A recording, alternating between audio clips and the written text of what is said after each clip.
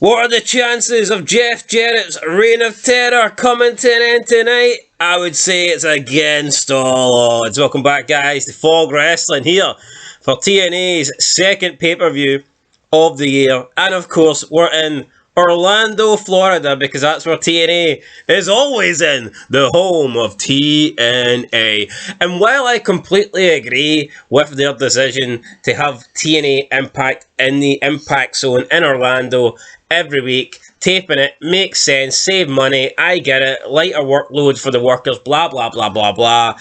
But surely with pay-per-views, they could have tried to at least branch out a little bit. I think they did with Bound for Glory in like 2006, maybe 7. But I think like more pay-per-views, they should have at least tried to maybe not completely move away from Florida altogether, but at least try and go to like a little bit of a bigger arena, because I think holding a pay-per-view in the same little Impact Zone that they hold every other regular TV taping in is a little bit cheap in my opinion, and it takes away from the big feel. Yeah, it absolutely does. Why would you pay for a pay-per-view when you're watching something from the same bit? It's like, they don't do a good job though of making you feel like it's a different building. Imagine WrestleMania just took place in the same Raw that Raw was in last week. That would suck. It would. Like, come on. During COVID it did, right? But I mean that's extremes. That's a pandemic. TNA's under no pandemic in 2006. It just looks cheap, and they don't really do a good job of making it feel like a pay-per-view, like in terms of the stage. It's the exact same setup. And I tell you what else doesn't make it feel like a pay-per-view, the fact that they do their best to put everybody on the roster into the show. So it's like, no matter where you're being booked on the roster, no matter how much of a jobber you are, you're more than likely to get on the pay-per-view. That's why I think it's letting TNA down. I would go as far as saying every pay-per-view, like the first 2 or 3 matches are just throwaway matches that shouldn't be on the show. Yeah, and that is the problem though, but the roster's big. I don't see the excuse for this. So what have we got? Our first match of the show. Tag team match, The Naturals versus Austin Aries and Roderick Strong. The 2 teams that lost in the whole tag team title tournament are appearing on the pay-per-view.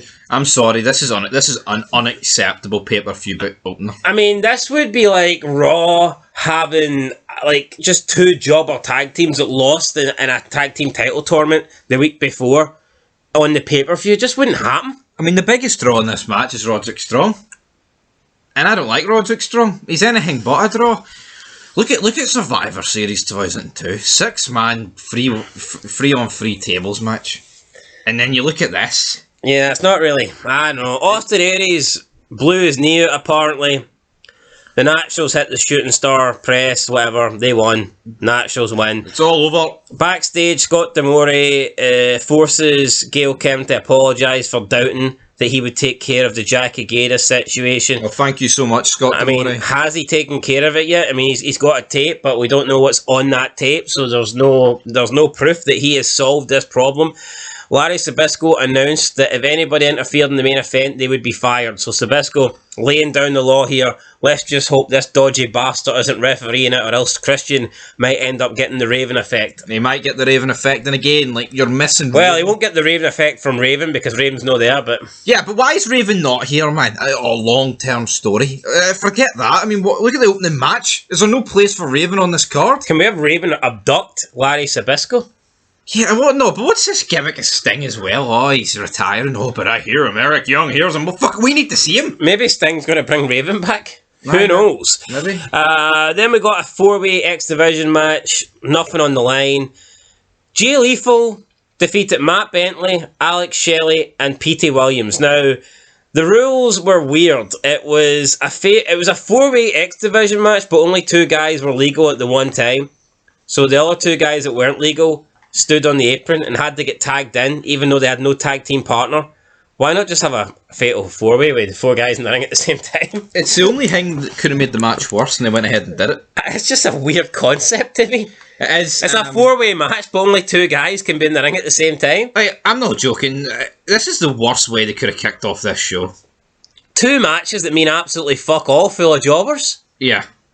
I mean, at least the X Division's a selling point. If this match kicked off the show, I could half see why. Yeah, now Jackie Gada came out and she slapped Alex Shelley, and I guess for getting the tape. He no longer has the tape though, so it's no good slapping him. You need to go and slap Scott D'Amore, but he's probably ate the tape because he is pretty partial to food. Up next, we had a tag team match. The James Gang versus LAX. Now, Machete was in this match from IWA Puerto Rico. That company, man. Now, the quicker they bring in Hernandez here and get the real LAX up and running, the better. Or else I'll be committing homicides. Now, Apollo no-showed after he was warned not to, so he is most likely finished with the company.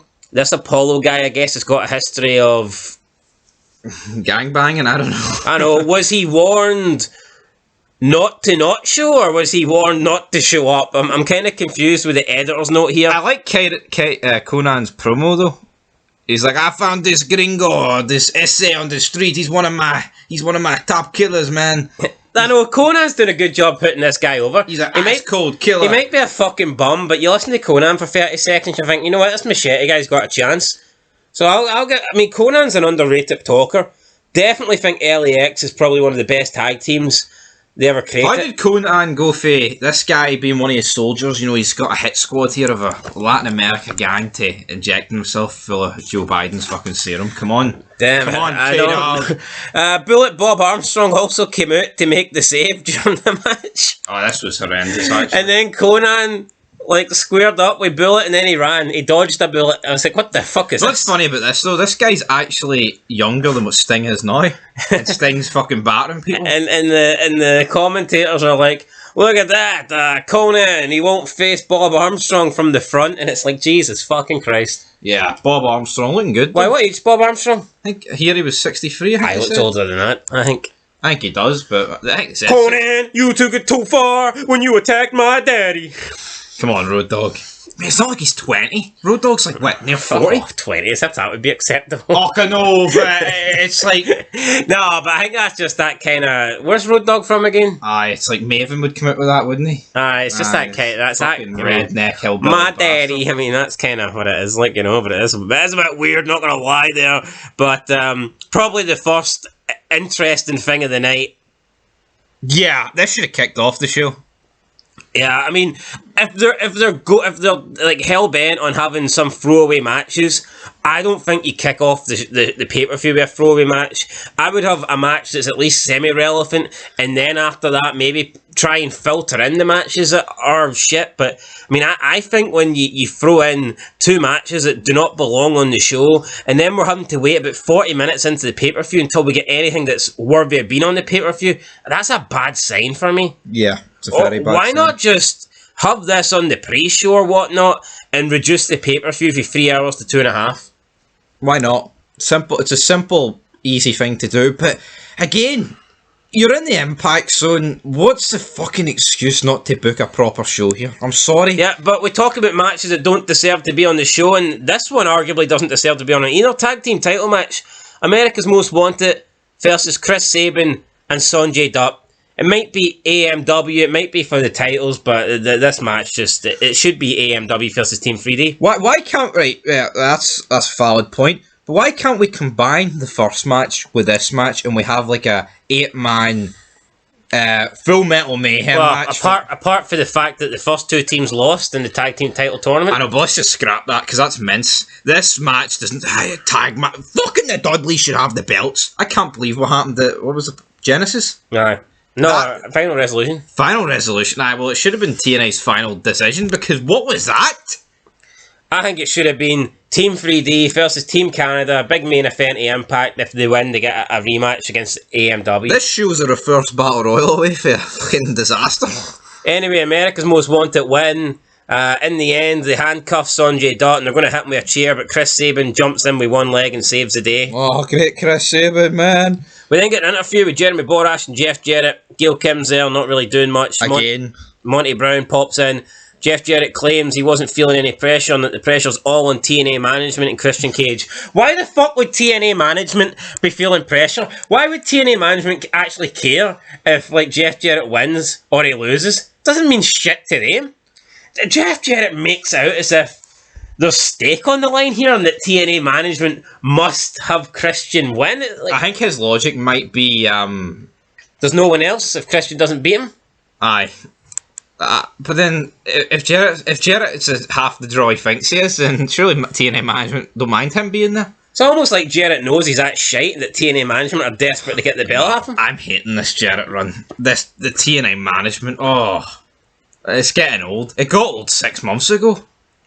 Yeah, I actually kind of like Larry Zbyszko. I think he's done a pretty good job lately, but I don't know. Jeff Jarrett, he's got no beef with anybody. At He least, gets on like Raven. yeah, but at least when we first watched the 2004, the first Impact, you Jeff Jarrett having a bit of beef with Dusty Rhodes. Why can't Dusty Rhodes be on the TNA management? And then we know who Jeff Jarrett's directing his anger at and his frustrations at. Yeah. But he just keeps saying TNA. It'd be like Austin. It'd be like if Austin and McMahon never had their feud, but every week Austin came out and just bitched about, yeah, the authority figures backstage. What? I mean, come on. We need a face to pin our anger on. We do. We just don't have it.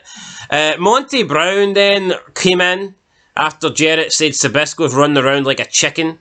I don't, is he really? I think Zbyszko's got things under control, but Brown comes in and Jeff Jarrett just scolds him. He completely just goes off on Monty Brown, saying that, how dare you do this? I'm sick of you disrespecting me. Nobody cares about the serenity and the pounce. And Jeff Jarrett then says he promised Monty Brown that after he beat Cage tonight, Monty Brown will be the first one to get a title shot guaranteed. Now, the fact that there's no interference tonight allowed, why is Jeff Jarrett giving Monty Brown a title shot? It doesn't make sense to me. I thought it would have made sense if this meant that Monty Brown had to help Jeff win the night to retain. Yeah. But it didn't.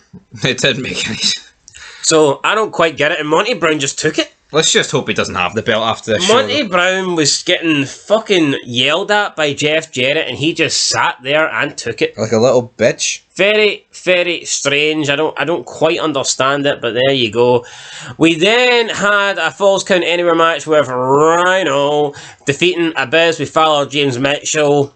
I didn't think the match was great, but you know what? They brawled and then the gore at the end was not bad, but I think it would have been better if Rhino just gored Abyss off the stage rather than a shoulder tackle. Yeah, a shoulder tackle. Abyss flies off the stage through 4 tables, then Rhino safely climbs down and goes for the cover. It's like, I would say it was match of the night for me, but there's not many contenders. match of the night?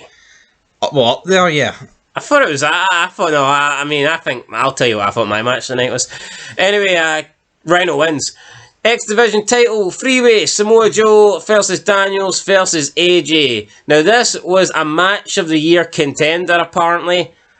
I wasn't really that interested. We've seen Samoa Joe face both of these guys in recent weeks and months. Plus we'd literally just seen the same match not that long ago at Unbreakable. Well, I say not that long ago, it's probably about 6 months ago now, but still, point is, right, it's not often in wrestling that you get the same triple threat match for the same belt.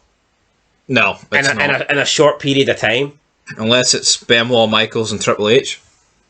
That's probably the only one I can think of. Yep. Yeah. But yeah, it's not as good as the Unbreakable one, so it's always going to...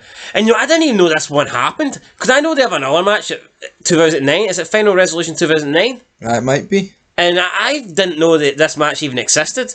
So, Online World of Wrestling is calling this match of the year contender, but for me, this is like the black sheep of the family that I didn't even know happened. Yep, for me, Rhino Abyss was better, but Samoa Joe wins. It's no real surprise. Tag grudge match. Team 3D versus Team Canada. Team Canada made up of Bobby Roode and Eric Young. Are they supposed to be a real threat here for the Dudleys? Yeah, this just sucked. I mean, what are we doing? After the match, Team Canada and AMW attacked the Dudleys.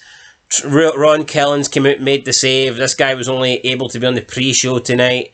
I mean, why is Ron Killens on the pre-show, but then you've got a couple of jobbers in the opening couple of matches? Surely Ron Killens is more worthy of being on this show than those guys. We then got an interview with Jeremy Borash and Christian. They said tonight, Christian is his opportunity that he's been dreaming of, and he's going to take it, and he's going to be the new champion. That's how he rolls, and he's going to end this reign of terror for Jeff Jarrett. And then in the end, he did actually do it. In a match that had a little bit of everything, and we had a lot of outside interference with El Hebner making his TNA debut, he refereed the match. Gail Kim was interfering a few times, but she didn't get fired. Therefore, I think they were hinting that El Hebner was there to screw Christian Cage. Hebner injured his ankle, so Slick Johnson came out, but he couldn't get the pin for Jarrett, so Jeff Jarrett hit Slick Johnson with a low blow. Johnson was about to DQ him, I guess. Then Christian fought back. He covered Jeff Jarrett for a 10 count, but there was no referee to make the save or to make the count. Christian then tried to give Gail Kim an unprettier because she kept interfering in the match, but Jeff Jarrett smashed the guitar over Christian's head. He got a 1-2, but no, not a free count because Christian kicked out. El Hebner couldn't make the free. Gail Kim was too busy picking up broken guitar pieces. I guess it makes a little bit of sense. She then goes for a Hurricane Rana off the top rope, but Christian just caught her in a powerbomb, and a lot of impact in this move. It looked, you can see, like, I just think when a guy does this move to a woman, it just looks more impactful. It did. It looked good, and finally, after about 6 months, she finally got the move done to her. I've always said this. I actually think Gail Kim's the best female wrestler of all time, in ring wise. That's my opinion. Yeah, I think she is underrated. Absolutely. I've always said that, and I'll stick by it. I think Gail Kim and Victoria are the two best. Oh, but Charlotte Flair. Nah. And Becky. Give me a prime Gail Kim. I mean, Gail Kim and Listen Kong, that's better than anything I've seen Charlotte Flair do. But whatever, so that takes her out of the equation. Then Christian manages to hit the imprettier on Jeff Jarrett, and he gets the 1-2-3. Then celebrates with his wife at ringside, kisses her, gets in the ring. And then, I don't know, TNA management come down, I guess, to screw over Jeff Jarrett because they just let a bunch of smelly hillbillies from the crowd come into the ring. Or maybe not hillbillies, it's Floridans or whatever. But anyway, they come in, they all start celebrating. Based on the GTA 6 trailer, it's a bunch of fucking inbreds. Now, Rhino came out and he was celebrating with Christian, and he tried to get underneath Christian's legs to hoist him up in the air. But because there was that many people in the fucking ring, Rhino couldn't get underneath and lift Christian up because everyone else was like, you know, jumping around Christian and weighing Christian down. So it looked a bit awkward because Rhino's fucking down on his hands and knees with his head in Christian's crotch. And what he was trying to do was lift him up in the fucking air. But because he couldn't do it because he was surrounded by people, it just looked weird. Very fucking weird, actually. It was funny, wasn't it? Like, and then you don't even see Rhino. You just see Christian celebrating in the middle of the ring, but you have to kind of draw a dot on Christian because as much as I like the guy, he's not this larger-than-life looking person, so he kind of did blend into the rest of the... Like, see if it's Hulk Hogan in the fucking middle of the ring, like, you're going to know it's Hulk fucking Hogan. Aye, but not Christian. But see Christian Cage, I mean, look, I'm not even looking for... I'm looking for whoever's holding the belt. That's how I identify, right? Where's the champ? Who's got the belt? Where is he? It's like, that wears Wally, but only wears Cage. Anyway, that was that. I thought this was match of the night. I thought it was a very good match. I think Jeff Jarrett matches are okay. I would go as far as saying I don't think he's ever had a spectacular match. He's never blown me away. Yes, but they follow a very similar formula. No, they do, but... It's, Jeff gets this guitar. Oh, outside interference, kick out. Guitar shot. Referee down. Gail Kim, Hurricane Rana. But, you know, I thought the formula worked tonight, and in the end, Christian won. I mean, would I be giving it a brown down had Jeff Jarrett won? Maybe it would have got the double barrel brown down. But nah, it was a refreshing end to the pay-per-view. I don't think it was a great pay-per-view overall. Had some good moments, but I don't know. Are TNA at the stage where they should be doing monthly pay-per-views right now? I think they're just not utilising it. Alright, well, can they put better fucking cards on? How's Ron Killings on the pre-show? Why can't we get, like, Monty Brown against R-Truth? Yeah, Monty Brown wasn't even on the show. Yep. I mean, there's probably other people that we're not even thinking of that weren't. I'm giving it a 4. I can't forgive, like, the first. I mean, I say the first. I mean, I can't forgive about 5 of the matches. So, what did you like? Let's go through what you quickly. I'll go through what I liked. I liked Conan's promo and that machete guy. Right, so I'll just include the match. After that, I thought Jeff Jarrett's promo with Gail Kim and Monty Brown and Borash was alright, but I don't know why Monty Brown just took it. I thought that was okay. Rhino Abyss. I enjoyed the Falls Count Anywhere match.